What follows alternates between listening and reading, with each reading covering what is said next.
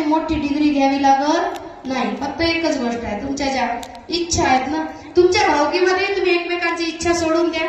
नाही आमचा भाऊ फार संत आहे म्हणते, त्याला काही नको, आणि हक्क मागितला की फार दुष्ट आहे तिथे. तर गीतेचं इतकं महत्व आहे, इतकं महत्व आहे. मला तरी वाटते तुम्ही गीता घरामध्ये निदान ठेवा तरी.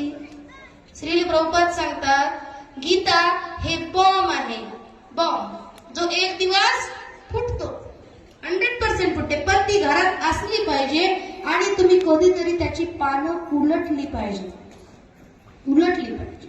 प्रत्येक एका आपण अध्याय बघतो, 18 अध्याय. तर पहिल्या अध्यायाचं नाव आहे अर्जुन विषाद योग.